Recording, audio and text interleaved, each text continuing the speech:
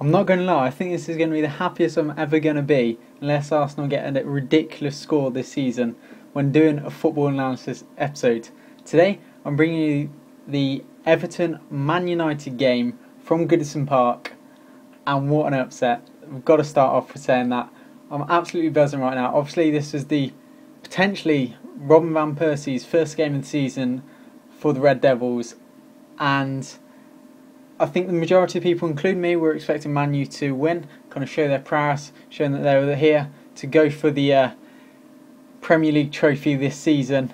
And unfortunately, it didn't end like that for them today. However, there weren't really many highlights of this game. You'll see as I go through the video, I've only really got 3 highlights written down. One's a substitution and one's a yellow card. I'm sure you can guess what the other is. But first thing I want to kind of start off with, Everton played superbly today. Definitely played out their skins, and there was a superb effort by one individual in particular. Anyway, we're going to start off and jump straight into this, and the first kind of highlight we've got is it's not highlighting too much on this particular moment in the game, but on the player. It's a yellow card for Nani on the 3rd minute, so that was probably kind of indicating it was going to be definitely a meaty affair, which I'll definitely back up with a bit of information a bit later on.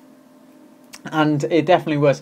But the thing is, I don't think Nani was playing very well. Not as well as he used to. Some of his crosses and passing ability wasn't up to scratch. Maybe he hasn't played enough pre-seasons, I'm not quite sure. But he definitely wasn't all there. Just, Man U weren't too bad, but they definitely weren't on their championship winning form as you'd expect them to enter the season with.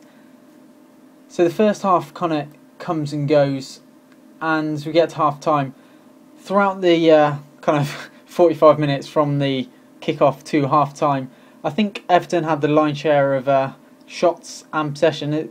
Just coming out of half time, it was about a 50-50 possession split, which for Everton I think they would have been very, very happy with. Obviously, playing against Manchester United, definitely arguably top 3, if not 2 clubs in the Premier League. So for Everton, they'd done really well first half, so definitely proud of that. De Gea was definitely the busiest goalkeeper out of him and Howard, so they had a lot of spirit going into the half-time team talk. Coming out from half-time then, it only took 11 minutes for the one and only goal of this game to occur. That was for the big man with the afro, Fellaini. And he managed to get a header, as you'd half expect, nice bouncy hair, hopped it into the back of the net. But that would put, obviously, Everton 1-0 ahead, and it's leaving Manchester United all to play for. And what do you do when you're 1-0 down? You've got just had a big signing in Robin van Persie. Of course, you bring him on in the 68th minute. Unfortunately, though, he wasn't able to make an impact, which I'm obviously delighted about. You know, if he's going off the boil at Manchester United, unlucky. Arsenal obviously sold him at the right time for 24 million.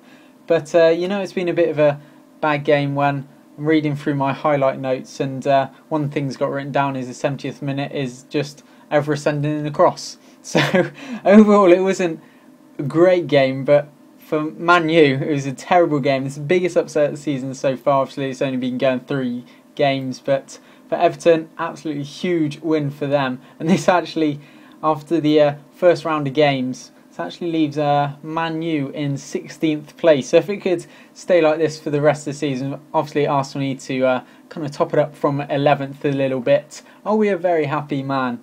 Anyway, this is part of the show. I'm going to give you a few stats. Obviously, the on-screen things aren't great today, as we've only really got 3 highlights, which aren't really highlights. Possession-wise, as you expected, when Man U went behind, they had to press a lot more and keep possession in order to try and allow them to go on to win the game, but they weren't able to. It was 56% to 44% in the end, so obviously they had a 6% possession swing in their favour towards the end of the match. But as I was saying, Everton were the more potent team, having 16 shots to Man U's 12, with 7 of those being on target, where Man U got 7 of theirs, but obviously it's goals that count, lads.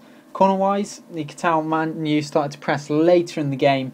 They managed to end up on 8 corners to Everton's 6, and as I was saying at the beginning, it was definitely quite a meaty affair with 12 fouls coming from Everton and 11 from Man U.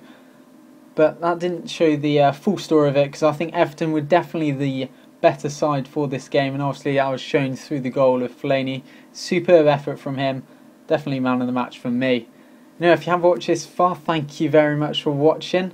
Subscribe to the show if you want to kind of keep up to date with, the games going around this season. Won't be a couple of episodes for a week or two as I'm going away, so I'm quite busy. And obviously game videos, I'm going to have them coming out throughout the rest of this week, and I'll have them on pre-upload for when I'm not available to make any more, so you have continuing content through the forthcoming weeks. So thank you very much for watching, and I'll see you guys later.